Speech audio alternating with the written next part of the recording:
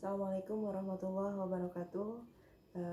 Selamat pagi anak soleh dan soleha ibu di kelas 11 IPA, baik IPA 1, IPA 2, IPA 3 maupun IPA 4. Ibu berharap kita semua dalam keadaan sehat walafiat dan kalian masih semangat belajar bersama ibu. Salawat serta salam tak lupa kita sanjungkan kehadiran Nabi besar kita Muhammad SAW beserta para keluarga, sahabat dan pengikutnya. Minggu kemarin kita libur PJJ dengan sebab libur tanggal merah. Namun minggu ini kita sudah memasuki materi yang kedua. 2 minggu yang lalu ibu sudah mengambil nilai KD pertama dan alhamdulillah hasilnya sangat memuaskan. Nah, minggu ini PJJ kita masih membahas tentang ayat Al-Quran, 2 ayat Al-Quran, yaitu Al-Quran surah Yunus ayat 40 sampai 41 dan Al-Quran surah Al-Maidah ayat 32. Sebagaimana yang telah tertera pada silabus, bahwa tujuan pembelajaran kali ini adalah siswa mampu menganalisis Al-Quran surah Yunus ayat 40 sampai 41 dan Al-Quran surah Al-Maidah ayat 32 tentang toleransi dan larangan berbuat kerusakan. Baiklah, akan ibu jelaskan. Sebelum ibu jelaskan, kalian membuka mushaf Al-Qurannya, yaitu Al-Quran surah ayat 40 sampai 41 dan Al-Quran surah Al-Maidah ayat 32 dan terjemahannya. Bisa kita mulai. Bismillahirrahmanirrahim. A'udzubillahi minasyaitonirrajim. Bismillahirrahmanirrahim. Wa minhum may yu'minu bihi wa minhum man la yu'minu bihi wa rabbuka a'lamu bil mufsidin. Wa in kadzabuka faqul li'amali wa lakum amalukum antum bari'una mimma a'mal wa ana bari'um mimma ta'malun. Al-ayah. Shadaqallahul azim. Bisa kalian lihat terjemahannya di Al-Quran yang kalian miliki di rumah, ya.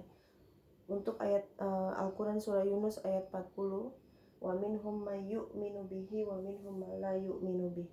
Dan di antara umat manusia yang ada di dunia ini, Allah telah menciptakan 2 kategori, yaitu yang pertama adalah may yu'minu bihi, yaitu yang beriman sama Allah dan Rasulnya. Wa minhum man la yu'minu bihi, dan golongan yang kedua adalah yang tidak beriman kepada Allah dan Rasulnya. Jadi jauh sebelum mushaf Al-Quran ini dibukukan, bahwa Allah sudah memberitahukan kepada kita bahwa di dunia ini tidak semua orang itu bisa menerima ajaran Allah. Jadi yang namanya perbedaan itu memang sudah digariskan oleh Allah, seperti itu. Nah, ya, jadi di dunia ini kita nggak boleh kaget sama yang namanya perbedaan agama, sama yang namanya perbedaan suku, sama yang namanya dia nggak beriman sama Allah, ada yang beragama selain Islam. Itu memang sudah sunnatullah. Karena apa? Di surah Yunus ayat 40 ini memang Allah sudah menjelaskan bahwa di dunia ini manusia itu ada yang beriman dan ada yang tidak.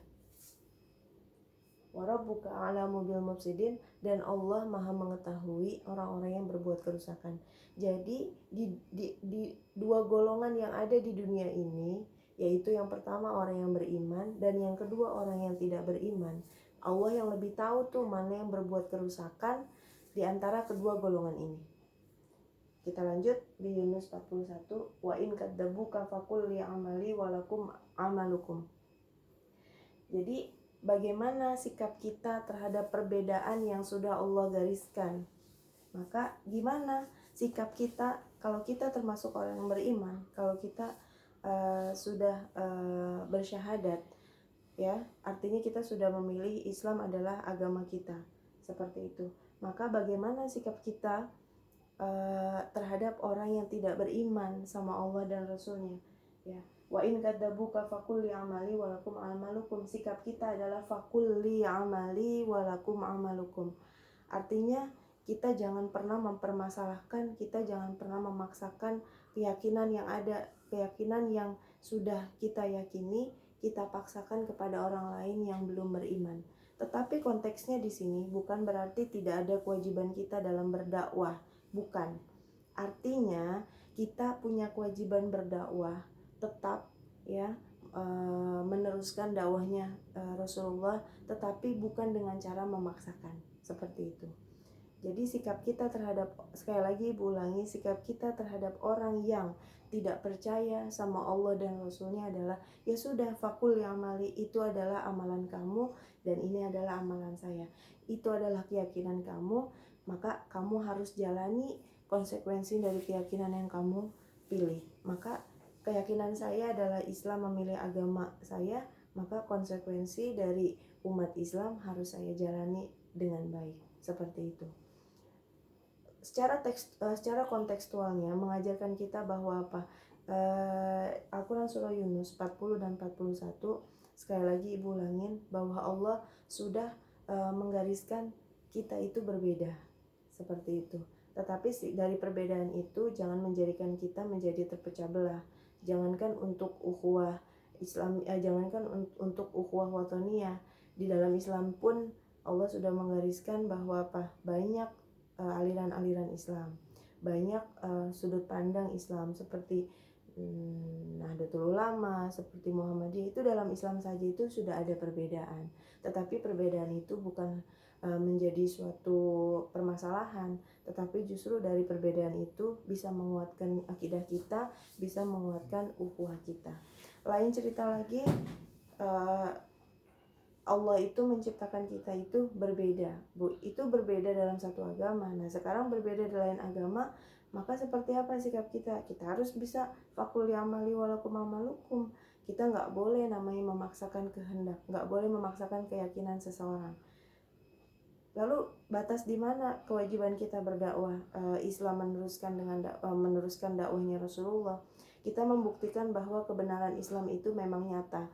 Kita tampilkan bahwa perilaku atau akhlak kita adalah akhlak yang mulia. Dengan seperti itu, kita menunjukkan bahwa Islam itu adalah rahmatan lil alamin, bahwa Islam itu adalah cinta akan damai, bahwa Islam itu adalah tidak memaksakan kehendak, tidak memaksakan keyakinan, seperti itu. Islam itu tidak memusuhi orang yang berbeda keyakinan dengan Islam, seperti itu. Antum bari'una mimma a'malu wa ana bari'um mimma ta'malun.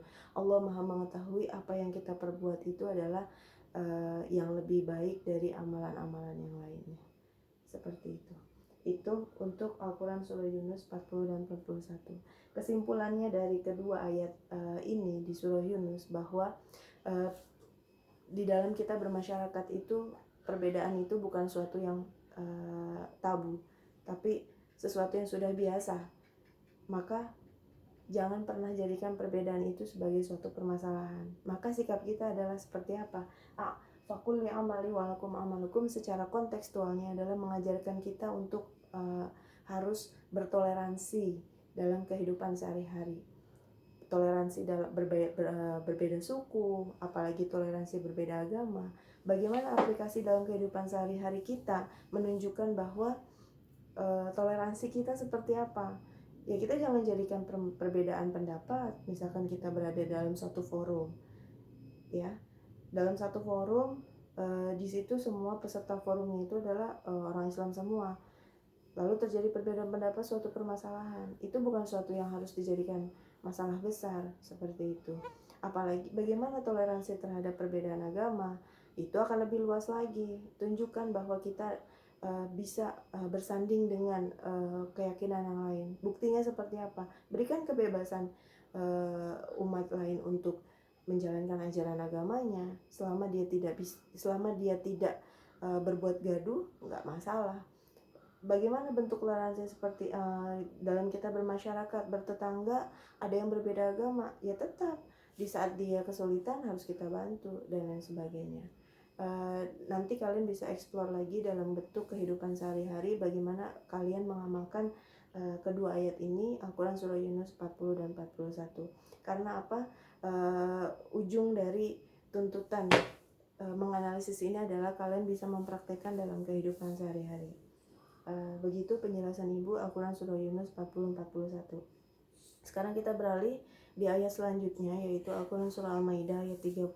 Kalian bisa buka Al-Maidah ayat 32 beserta terjemahannya. Bisa Ibu mulai penjelasannya. A'udzubillahi minasyaitonirrajim. Bismillahirrahmanirrahim. Min ajli dzalika katabna ala bani Israil. Ya.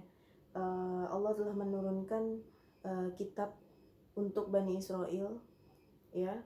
Jadi ayat ini tuh membicarakan tentang sejarah, bagaimana Al-Quran itu menjelaskan bahwa sebelum kitab Al-Quran itu, ya, sebelum kitab Al-Quran itu diturunkan ada kitab-kitab terdahulu, seperti itu.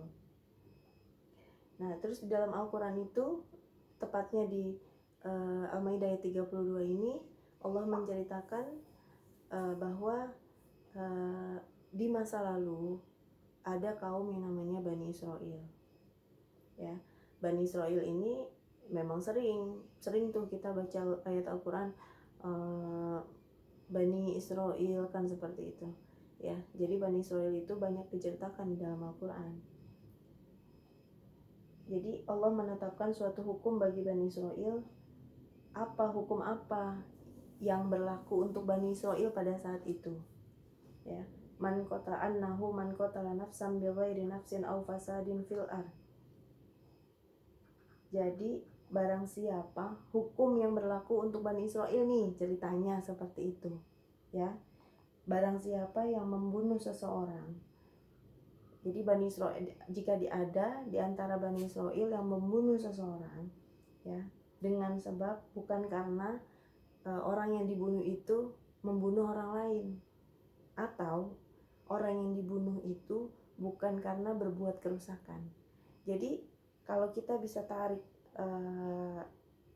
kalau kita bisa flashback bahwa kebiasaan Bani Israel pada saat itu adalah membunuh orang, ya, atau berbuat kerusakan seperti itu. Tetapi kontekstualnya dalam kita memahami ayat ini bukan berarti ayat ini membicarakan tentang Bani Israel tapi tidak berlaku hukumnya untuk kita. Bukan seperti itu. Ayat ini secara hukumnya tidak dinasakh, artinya berarti hukumnya masih berlaku untuk kita.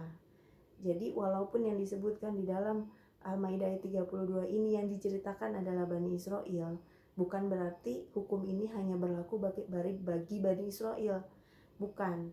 Jadi Bani Israel yang disebut di Al-Maidah 32 ini sebagai contoh bahwa pada zaman Bani Israel dulu, ya, kebiasaannya itu adalah membunuh orang tanpa sebab atau berbuat kerusakan seperti itu. Tetapi hukum yang ada di Al-Maidah ayat 32 ini masih berlaku sampai sekarang. Artinya kita nggak boleh membunuh seseorang dengan sebab dan dengan tanpa sebab. Artinya apa? Dalam hukum Islam itu terkenal dengan hukum qisas. Jika kita membunuh, maka kita dibunuh. Jika kita mencuri, maka tangan kita dipotong. Itu adalah hukum qisas.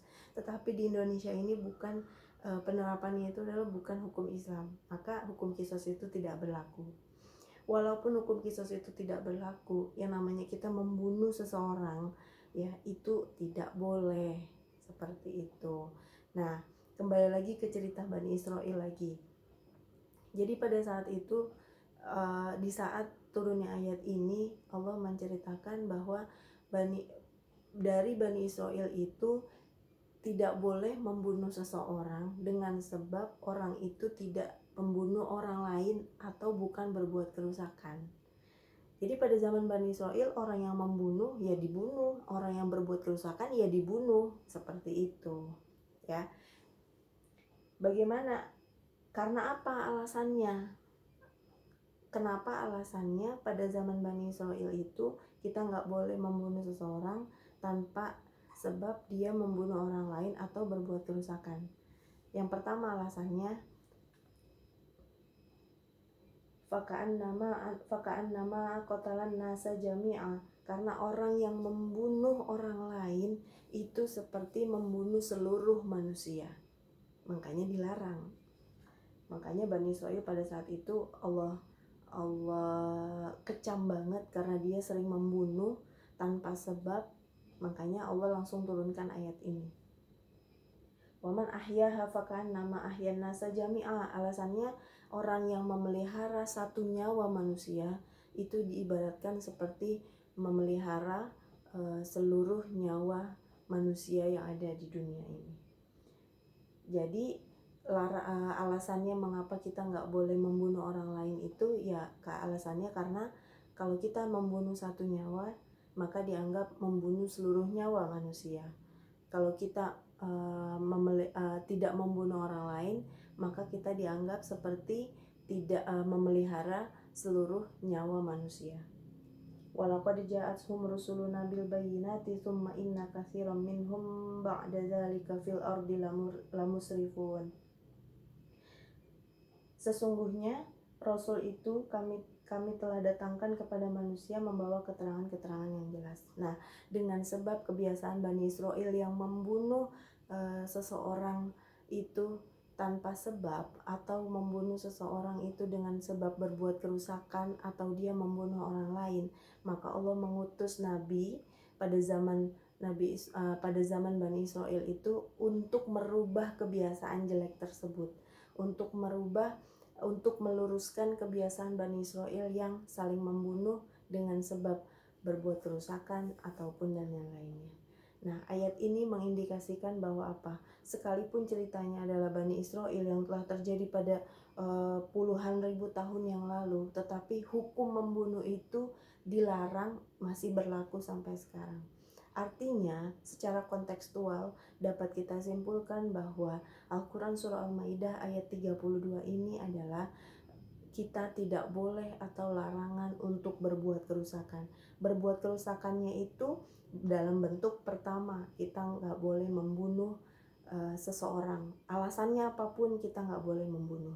Yang kedua, berbuat kerusakan, baik itu kerusakan terhadap alam semesta maupun kerusakan terhadap makhluk hidup. Bisa kita explore dengan kehidupan kita yang sekarang. Contohnya seperti apa? Kita nggak boleh zolim sama orang lain, kita nggak boleh mengambil hak orang lain, kita tidak boleh merusak alam semesta, kita nggak boleh membuang sampah sembarangan, karena kita tahu membuang sampah akan menyebabkan banjir. Kita nggak boleh menebang hutan sembarangan karena akan menyebabkan reboisasi dan lain sebagainya. Kalian bisa explore lagi dalam bentuk sikap kalian, bisa kalian sudah pahami isi kandungan dari Al-Maidah 32, tinggal kalian buktikan dalam kehidupan sehari-hari. Kiranya itu aja penjelasan dari Ibu, mudah-mudahan bisa kalian mengerti. Jangan lupa selama penjelasan tadi Ibu tagih catatan kalian, kurang lebihnya mohon maaf. Wabillahi taufiq wal hidayah. Wassalamualaikum warahmatullahi wabarakatuh.